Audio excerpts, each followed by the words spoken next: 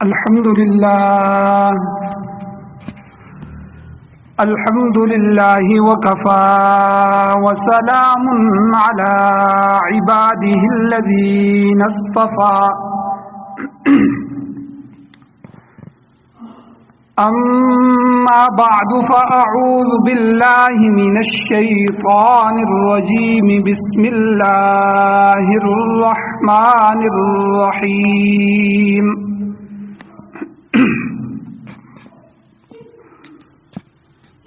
لا يسبقونه بالقول وهم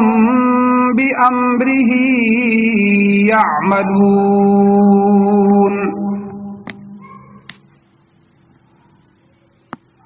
يعلم ما بين أيديهم وما خلفهم ولا يشفعون إلا لمن ارتضى وهم من خشيته مشفقون وقال الله تبارك وتعالى في مقام آخر فلا أقسم بالخنس الجوار الكنس والليل إذا عسعس والصبح إذا تنفس إنه لقول رسول كريم ذي قوة عند ذي العرش مكين مطاع ثم أمين صدق الله العظيم وصدق رسوله النبي الأمي الكريم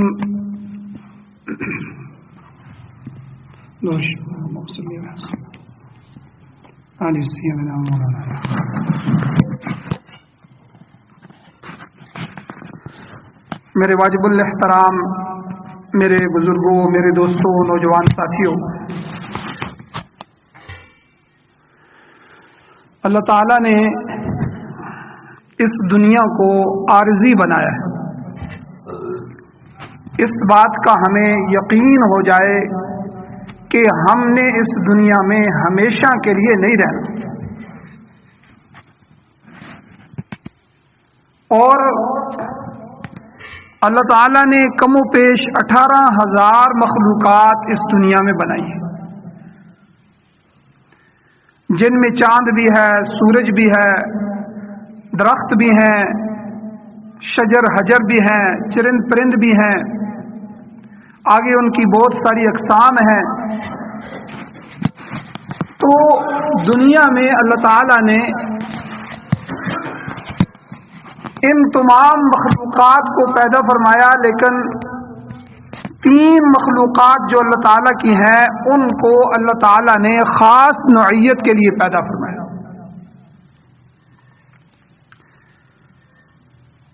انسان سب سے پہلے حضرت آدم علیہ السلام پیدا کیے گئے، ان سے پہلے 2 مخلوقات فرشتے اور جن اس دنیا میں پہلے سے موجود ہیں، اور ہزاروں نہیں لاکھوں کروڑوں سال پہلے تک سے موجود ہیں۔ اب فرشتوں کو اللہ تعالیٰ نے نور سے پیدا کیا، اور جنوں کو اللہ تعالیٰ نے نار سے پیدا کیا، آگ سے پیدا کیا، اور انسان کو اللہ تعالیٰ نے مٹی سے، خاک سے پیدا کیا۔ اب ان 3 بڑی مخلوقات میں سے 2 مخلوقوں کو اللہ تعالیٰ نے مخاطب فرمایا، اور اپنی عبادت کے لیے، اپنے اعمال کے لیے اللہ نے ان کو حکم دیا اور ان کو مکلف بنایا۔ 27ویں سپارے میں اللہ تعالیٰ فرماتے ہیں وَمَا خَلَقْتُ الْجِنَّ وَالْإِنسَ إِلَّا لِيَعْبُدُونَ، کہ انسان کی تخلیق اور جنات کی تخلیق جو ہم نے کی ہے یہ صرف اپنی عبادت کے لیے کی ہے. اب فرشتے جو ہیں اللہ تعالیٰ نے ان میں رحمت رکھ دی ہے، ان میں شفقت رکھ دی ہے، ان میں برکت رکھ دی ہے، ان کے اندر نیکی کرنے کا جذبہ رکھ دیا ہے، اطاعت کرنے اور ماننے کا جذبہ رکھ دیا ہے. اور جو جنات ہیں تو جنات میں اللہ نے شریر اور شرارت کا مادہ رکھ دیا، نافرمانی کرنا، نقصان کرنا. اب انسان جو تیسری مخلوق ہے اللہ تعالی نے اگر وہ اللہ کی عبادت کرتا ہے تو عبادت کی نسبت سے فرشتوں کی طرف مائل ہونے لگتا ہے. اس کی طبیعت میں بھی نیکی آ جاتی ہے، اس کی طبیعت میں بھی اچھا پن آ جاتا ہے، اس کی طبیعت میں بھی وہ چیزیں آنا شروع ہو جاتی ہیں جو فرشتوں کی ہیں. اور اگر انسان جنات کے نقش قدم پر چلنا شروع کر دے تو اس کے طبیعت اور مزاج میں بھی جنات کی طرح شرارت، قتل و غارت اور اسی طرح نقصان اور یہ ساری چیزیں شروع ہو جاتی ہیں. اب یہ دونوں چیزیں ایسی ہیں، یہ دونوں مخلوقات ایسی ہیں جو انسان کو نظر نہیں آتی. نہ فرشتے نظر آتے نہ جنات نظر آتے، لیکن اللہ تعالیٰ نے فرما دیا، نبی علیہ الصلوۃ والسلام کے فرامین موجود ہیں کہ انسان سے کئی گنا زیادہ جنات موجود ہیں، اور پھر جنات سے بھی کئی گنا زیادہ جو ہے وہ فرشتے موجود ہیں. اب اللہ تعالیٰ نے فرشتوں کی جو کئی اقسام پیدا کی ہیں تو ان کے ذمے اللہ نے کئی قسم کی مخلوقات کے قسم قسم کے کام سپرد کر دیے. اب پہاڑوں پر اللہ نے فرشتے مقرر کر دیے کہ جو پہاڑوں کو گاڑے ہوئے ہیں، جو پہاڑوں پر ڈیوٹیاں دے رہے. بادلوں کے لیے اللہ تعالیٰ نے فرشتے مقرر کر دیے کہ بادل میں بارش تو ہوتی ہے لیکن وہ ہر جگہ تو نہیں برستی، جہاں اللہ برسانا چاہتے ہیں بادلوں کو دھکیل کر وہ لے جاتے ہیں، اس کے لیے اللہ نے فرشتے مقرر کر دیے. پھر جب بارش ہوتی ہے تو بارش کا قطرہ بہت دور سے آتا ہے اور اتنی سپیڈ سے اگر آ کے ڈائریکٹ لگے تو انسان کا نقصان ہو جائے،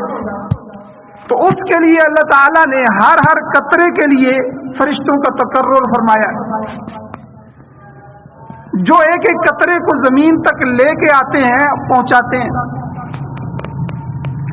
اسی طرح رحم مادر جو ہوتا ہے، ماں کا رحم جو ہوتا ہے، اس میں جو نطفہ ہوتا ہے، اب 9 مہینے اس نطفے پر اللہ تعالیٰ کی کاریگری ہوتی ہے، اور انسان لوتھڑا اور لوتھڑا جمے ہوئے خون سے لوتھڑا، اور لوتھڑے سے پھر آگے ہڈیاں اور گوشت اور یہ مراحل، پھر 4 مہینے کے بعد روح ڈالی جاتی ہے، پھر اس کی بتدریج پرورش کی جاتی ہے. تو ان سارے مراحل پر بھی فرشتے مقرر ہوتے ہیں جو نطفے کے رحم مادر میں جانے کے بعد سے لے کر پیدائش تک مختلف تدبیریں کرتے ہیں. پھر اللہ تعالیٰ نے اپنے بندے کی حفاظت، اور جب بندہ دنیا میں آ گیا تو اس کی حفاظت کے لیے الگ سے مقرر کر دیے اللہ نے فرشتوں کا پیرا مقرر کر دیا. پھر بندہ جو اعمال کرتا ہے ان اعمال کی حفاظت کے لیے اللہ تعالیٰ نے ڈبل ڈیوٹیاں لگا دی، صبح سے شام تک آنے والے فرشتے، پھر عصر سے لے کے فجر تک آنے والے فرشتے، اور پھر ان اعمال کو شمار کرنے والے اور ان کو لکھنے والے، اور پھر موت پر اور قبر میں موت کے وقت آنے والے فرشتے، پھر روح کو نکالنے والے فرشتے، پھر قبر میں جب پہنچ جاتا ہے تو قبر میں منکر نکیر سوال و جواب کرنے والے فرشتے. اسی طرح جس افلاک میں ہم رہ رہے ہیں اس افلاک کو حرکت دینے والے فرشتے، سورج اور چاند پر معمور فرشتے، پھر دوزخ کی آگ پر اللہ نے فرشتے رکھ دیے، آگ کو بھڑکانے کے لیے فرشتے، جہنمیوں کو عذاب دینے کے لیے فرشتے، اس جہنم کی عمارت پر اللہ نے فرشتے مقرر کر دیے۔ اسی طرح جنت اور اس کی عمارتوں پر، درختوں پر بھی اللہ نے فرشتے لگا دیے۔ تو فرشتے مختلف امور سر انجام دے رہے ہیں، اور یہ اللہ کا بہت بڑا لشکر ہے۔ سورۃ المرسلات کے اندر اللہ تعالیٰ فرماتے ہیں کہ والمرسلات عرفا فالعاصفات عصفا والناشرات نشرا فالفارقات فرقا فالملقیات ذکرا، کہ ہواؤں کی قسم جو نرم نرم چلتی ہیں، والمرسلات عرفا، اللہ ان ہواؤں کی قسمیں اٹھا رہے ہیں کہ جو نرم سے کتنی ترتیب کے ساتھ ہوا چلتی ہے، تھوڑی سی تیز ہو جائے تو ہم کہتے ہیں طوفان بن گئی ہے۔ اور والعاصفات عصفا، پھر زور پکڑ کر جکھڑ ہو جاتی ہے، اللہ اس کی قسم اٹھا رہے ہیں۔ پھر والناشرات نشرا، اور بادلوں کو پھاڑ کر پھیلا دیتی ہے، اللہ اس کی قسم اٹھا رہے ہیں۔ پھر فالفارقات فرقا، پھر ان کو پھاڑ کر جدا جدا کرنے والی جو ہوا ہے، اللہ اس کی قسم اٹھا رہے ہیں۔ پھر آخر میں اللہ کہتے ہیں فالملقیات ذکرا، کہ پھر فرشتوں کی قسم کہ جو ذکر کو یعنی وحی کو لے کے آنے والے ہیں۔ تو اسی طرح اللہ نے فرمایا والنازعات غرقا والناشطات نشطا والسابحات سبحا فالسابقات سبقا فالمدبرات امرا۔ سورۃ النازعات میں الگ قسم کے فرشتوں کا ذکر کیا کہ ان فرشتوں کی قسم کہ جو ڈوب کر کھینچ لیتے ہیں، والنازعات غرقا والناشطات نشطا، اور ان کی قسم جو آسانی سے ہر چیز کو کھول لیتے ہیں، والسابحات سبحا، اور ان کی جو ہر وقت تیرتے پھرتے ہیں، فالسابقات سبقا، اور پھر جو آگے بڑھتے رہتے ہیں، پھر فالمدبرات امرا، ان فرشتوں کی قسم جو تدبیریں کرتے ہیں، اللہ نے جو کام ان کے ذمے لگا دیا ہے ان کو پوری تدبیر کے ساتھ چلاتے ہیں۔ تو یہ فرشتے جو ہیں یہ اللہ کی ایسی مخلوق ہیں کہ جو مختلف کاموں پر اللہ تعالیٰ نے مقرر فرمائے ہیں اور وہ انہی کاموں پہ لگے ہوئے ہیں۔ اور اسی طرح کچھ فرشتے ایسے ہیں کہ جو اتنے عظیم ہیں اور دوسروں سے ممتاز ہیں کہ جن کا تعلق ایمان والوں کے ساتھ رہتا ہے۔ کبھی وہ فرشتے ایمان والوں سے محبت کرتے ہیں، کبھی احادیث میں بتایا ہے کہ انسان ایمان والے عمل کر رہے ہوتے ہیں تو ان کے ساتھی آ کے وہ فرشتے بن جاتے ہیں، ان کی مجلسوں میں شریک ہو جاتے ہیں۔ اور کبھی حدیث مبارکہ میں حضور نے فرمایا کچھ فرشتے ایسے ہیں کہ ایمان والے دعائیں مانگ رہے ہوتے ہیں اور وہ ان کی دعاؤں پر آمین کہہ رہے ہوتے ہیں۔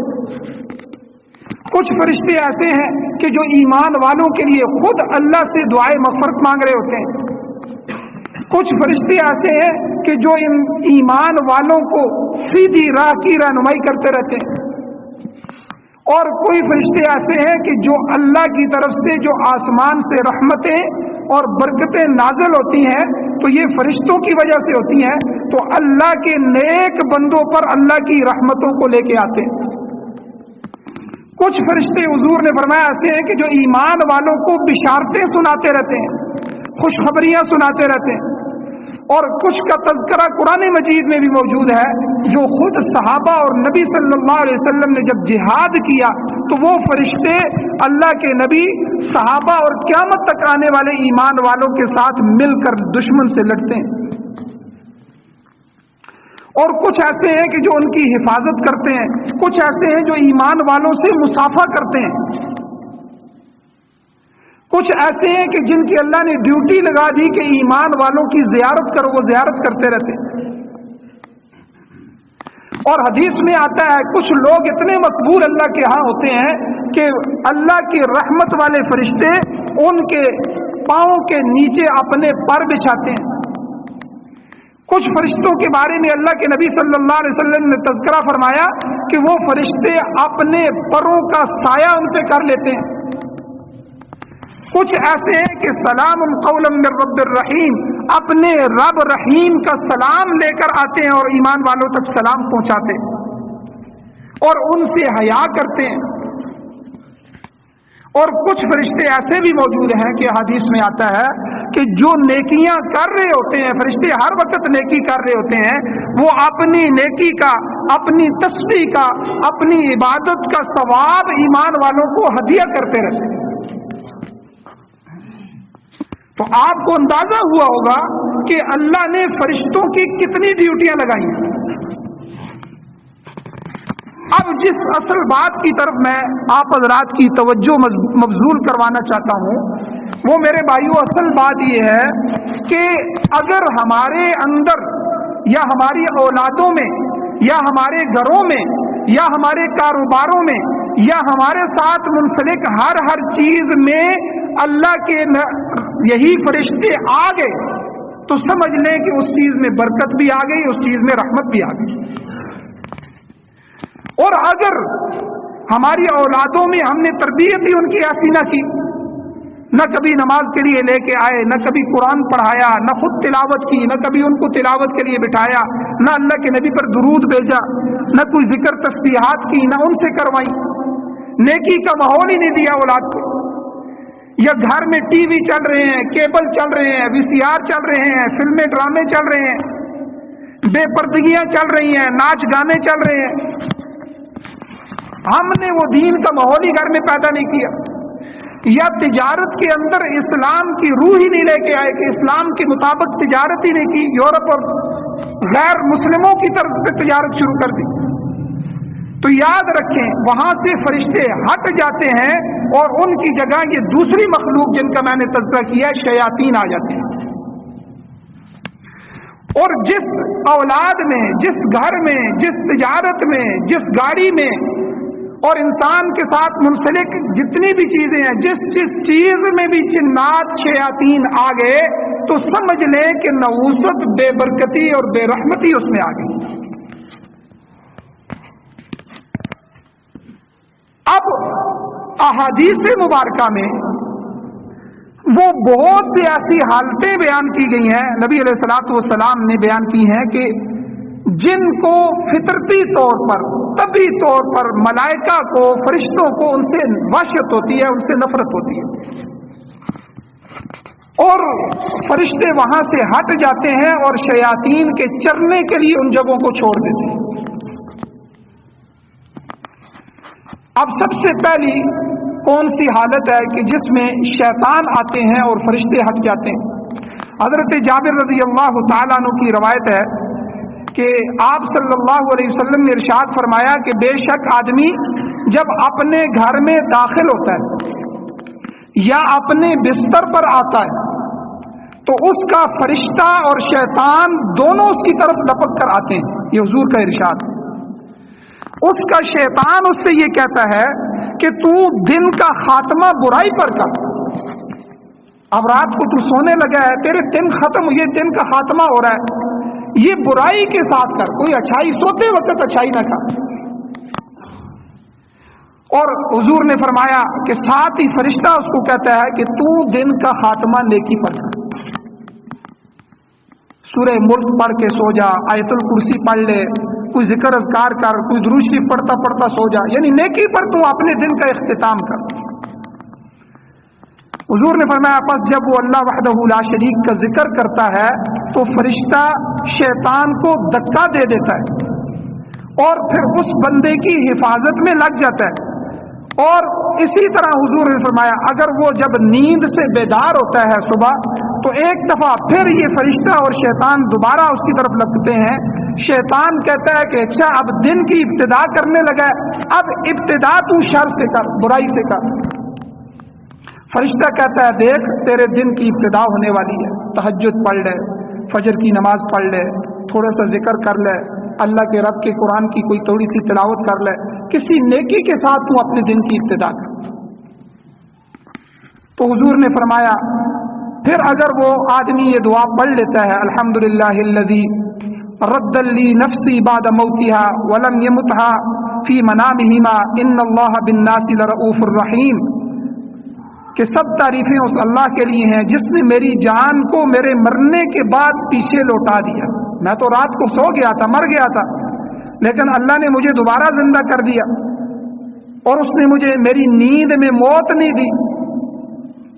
اور وہ میرا رب بے شک اللہ تعالیٰ لوگوں کے ساتھ رؤوف الرحیم، نرمی کرنے والا ہے، رحم کرنے والا. حضور نے فرمایا اس دعا کے پڑھنے کے بعد اگر وہ بستر پر مر بھی جائے تو اللہ تعالیٰ اس کو شہید کی موت عطا فرماتے. اب اور اگر ایسا نہ کرے اور شیطان کی اطاعت کرے تو شیطان، حضور نے فرمایا، اس کے ساتھ لگ جاتا ہے اور فرشتہ اس سے دور ہو جاتا ہے. تو میرے بھائیوں، سب سے پہلی حالت ہماری یہ صبح کی ہے اور رات کی ہے کہ ہم نے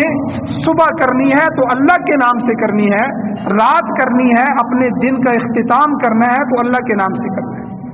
اور یہ ہم کریں گے تو ہماری اولادیں بھی کریں گی. اور اسی طرح حضور علیہ الصلوۃ والسلام نے فرمایا کہ جب بندہ گھر سے نکلتا ہے، یہ تو دن کا ابتدا اور آخر ہو گیا. حضرت ابو ہریرہ رضی اللہ تعالیٰ عنہ کی روایت ہے کہ آپ نے فرمایا کہ جو بھی گھر سے نکلتا ہے تو اس کے دروازے پر 2 جھنڈے ہوتے ہیں، ایک فرشتے کے ہاتھ میں اور ایک شیطان کے ہاتھ میں. پھر اگر وہ اللہ کی محبت والے کاموں میں نکلتا ہے تو فرشتہ اللہ کے محبوب کاموں میں گھر تک آنے تک اس کے ساتھ رہتا ہے، اور اگر وہ اللہ کی ناراضگی والے کام میں نکلتا ہے تو شیطان اپنے جھنڈے سمیت اس کے پیچھے پیچھے ہو لیتا ہے اور گھر آنے تک شیطان کے جھنڈے کے نیچے وہ رہتا ہے. تو یعنی دن کے کاموں کی آگے جو ابتدا ہوتی ہے، اب اس نے پتہ نہیں کیا کرنا ہے، کسی کو رشوت جا کے دینی ہے، غلط کاری کرنی ہے، کسی کا حق جا کے لوٹنا ہے، کچھ معاملات ایسے غلط کرنے ہیں، یا اس نے آگے جا کے نیکی کرنی ہے. اب دن کی ابتدا ہو چکی ہے. اب اس صبح جب وہ گھر سے نکلتا ہے تو حضور نے فرمایا یہ 2 جھنڈے لے کے فرشتہ اور شیطان الگ الگ سے کھڑے ہو. اور اسی طرح تیسرا موقع کون سا ہے کہ حضرت انس اور حضرت ابو ہریرہ رضی اللہ تعالی عنہما دونوں سے روایت ہے کہ آپ صلی اللہ علیہ وسلم نے فرمایا کہ جہاں تک ہو سکے اپنے گھر کو نور سے بھر دو. اور فرمایا حضور نے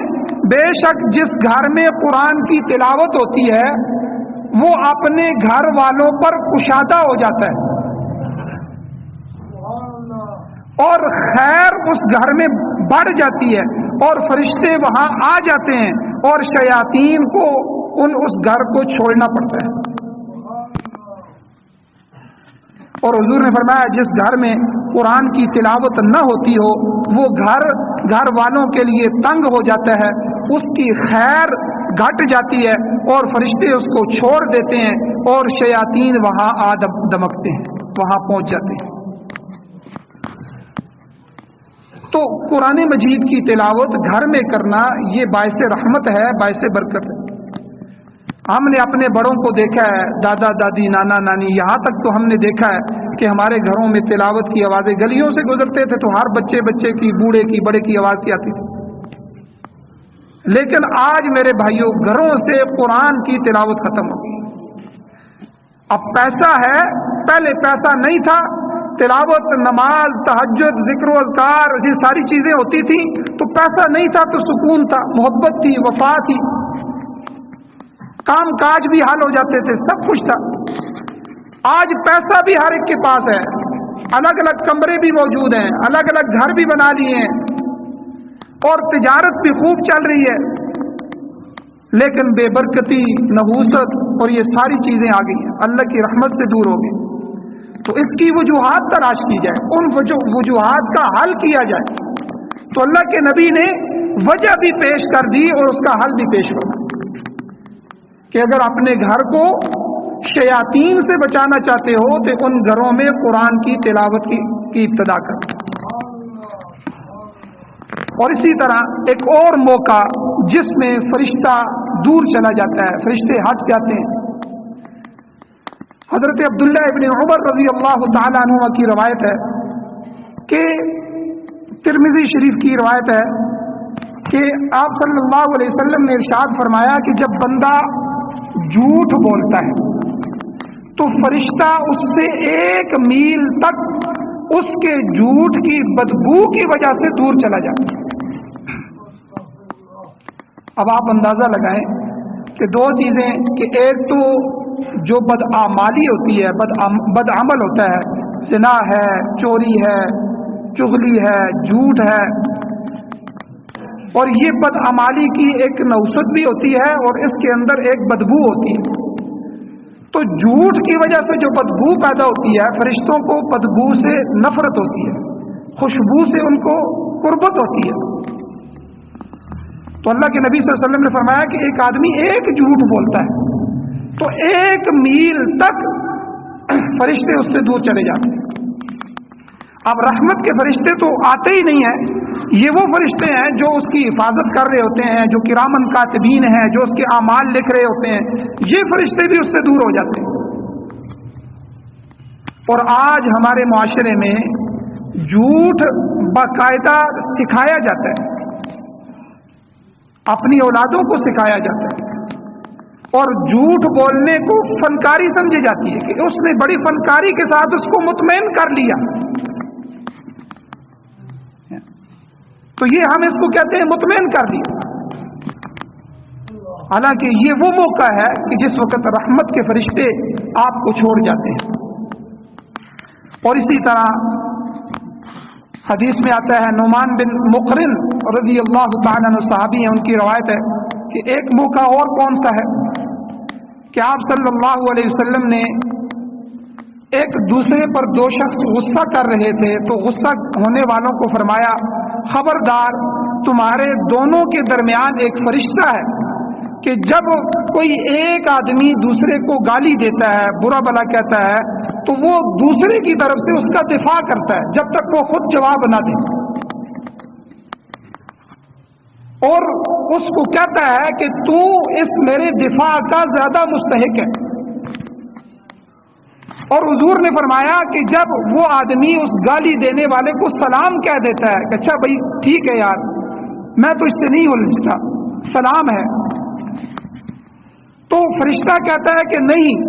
بلکہ یہ سلام تیرے لیے ہے اور تو اس سلام کا زیادہ مستحق ہے۔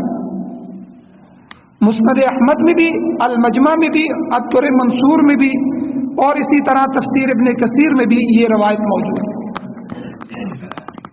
یعنی غصہ،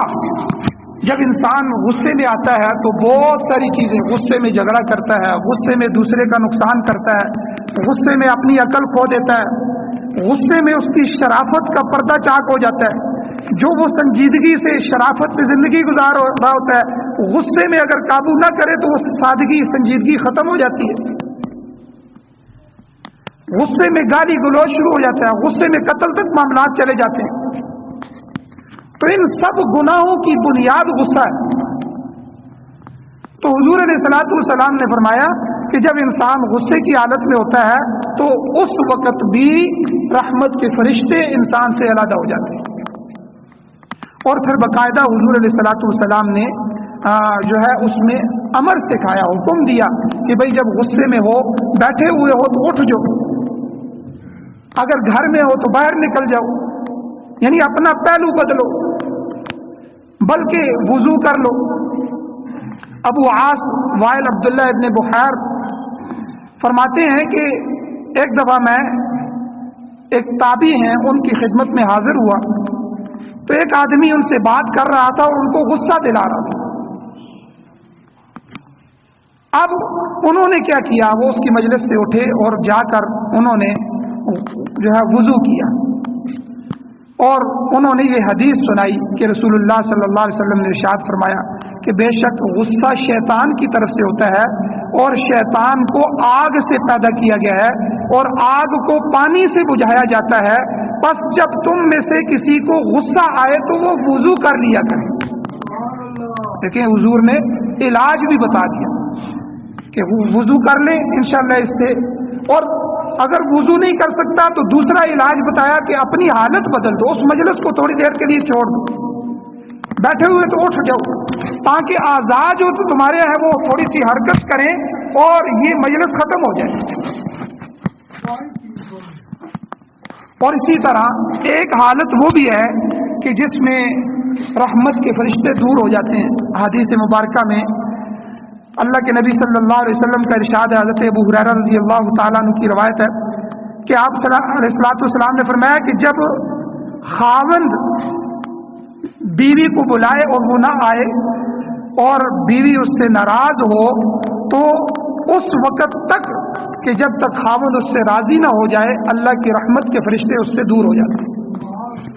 اور پھر یہاں اس حدیث میں حضور نے یہ بھی فرمایا کہ فرشتے اس پر لعنت کرتے رہتے ہیں. اور اسی طرح ایک حدیث میں نبی صلی اللہ علیہ وسلم نے فرمایا کہ قطع رحمی کرنے والا، ابن ابی اولا رضی اللہ تعالیٰ عنہ سے روایت ہے کہ آپ صلی اللہ علیہ وسلم نے فرمایا قطع رحمی کرنے والے پر فرشتے نہیں اترتے. اور آج کل یہ بیماری بھی عام ہو گئی ہے کہ رشتوں کو توڑنا، چھوٹی چھوٹی بات سے بھائیوں کے اندر ناچاکیاں، ایک دوسرے کا منہ نہ دیکھنا، ایک دوسرے کے ساتھ آنا جانا چھوڑ دینا، خاندانوں میں لڑائیاں، قطع رحمی کرنا، رشتوں کو توڑنا. یہ اتنی بڑی بری بیماری ہے رشتوں کو توڑنا. اسلام نے اس پر بہت زور دیا ہے کہ حضور علیہ السلام نے بلکہ یہاں تک بھی فرمایا سل من قطعت، تو اس سے صلہ رحمی کر جو تجھ سے توڑ رہا، اس سے ناتا جوڑ جو تجھ سے ناتا توڑنے کی کوشش کر رہا. کیونکہ جو ہم سے جوڑ رہا ہے اس کو دینا یہ تو کوئی کمال نہیں ہے، وہ تو ہمارے ساتھ اچھائی کر رہا ہے، ہم اس کے ساتھ اچھائی کر رہے ہیں. یہ تو احسان کا بدلہ ہے، احسان کے ساتھ، نیکی کا بدلہ نیکی کے ساتھ. یہ بھی اسلام اور شریعت کا حکم ہے. لیکن صلہ رحمی اس سے اوپر کا درجہ ہے کہ سل من قطع، کہ جو رشتہ دار چھوٹی چھوٹی باتوں پہ الجھنا شروع ہو جائے آپ درگزر کرتے رہیں، آپ اس کو معاف کرتے رہیں. آپ سے ہو سکے تو اس کی رضا کو باقی رکھنے کے لیے اپنے حق سے دستبردار ہو جائے. اور یہ میں نے حدیث کئی دفعہ سنائی ہے. نبی علیہ الصلوۃ والسلام نے فرمایا کہ جو آدمی حق پہ ہو، نہ حق نہیں ہے، اس کا حق بنتا ہے، حق پہ ہو، حق پہ ہوتے ہوئے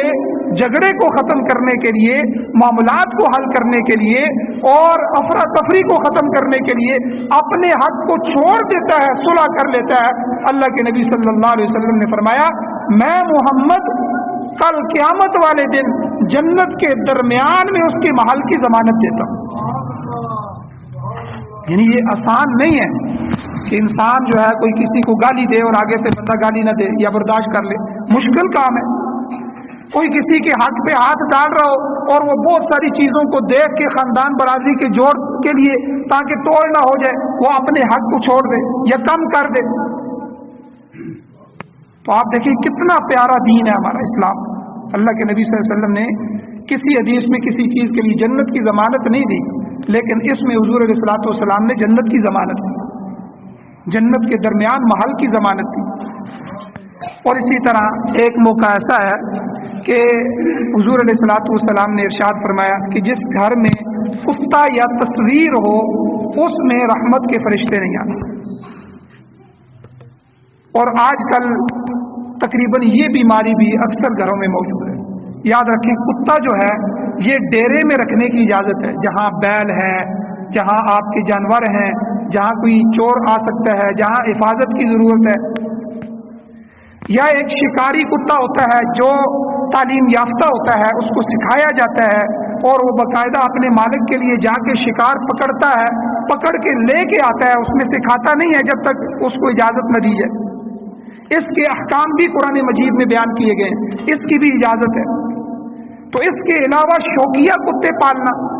یا لڑائی کے لیے کتے پالنا یا اس کو جو ہے تجارت کے لیے کتے پالنا یہ اجازت نہیں. تو جس گھر میں کتا رکھا جائے تو عام گھروں میں کتے کی اجازت نہیں ہے. اور تصویر یہ بیماری بھی عام ہو گئی ہے. اب تو ماچس کی ڈبی ہے اس پہ بھی تصویر ہے، اب تو جو ہے صابن کی ٹکیا ہے اس پہ بھی تصویر ہے، ہر چیز میں تصویر ڈال دی. تو یہ بھی وہ موقع ہیں کہ یہ وہ اسباب ہیں جو فرشتوں کو روکنے والے. تو اللہ جل شانہ نے، اللہ کے نبی صلی اللہ علیہ وسلم نے یہ تمام چیزیں ہمارے سامنے بیان کر دی ہیں. تو اس لیے کوشش کریں کہ ہم ایسے اعمال کریں کہ شیاطین ہمارے گھروں سے چلے جائیں اور فرشتے رحمت کے ہمارے گھر میں آ جائیں، اور ایسی بدعمالیوں اور گناہوں سے بچیں کہ فرشتے ہمارے گھروں سے دور ہو جائیں اور شیاطین آ کے وہاں ڈیرا ڈال لیں. پھر کیا ہوگا؟ پھر لڑائیاں ہوں گی، طلاقیں ہوں گی، جھگڑے ہوں گے، عدالتوں کے منہ دیکھنے پڑیں گے، پھر افراتفری ہوگی، بے چینیاں بدامنیاں پیدا ہوں گی گھروں میں. یہ ساری بیماریاں گھروں میں اس لیے ہیں کہ ہم نے گھروں کو ان اعمال سے ختم کر دیا.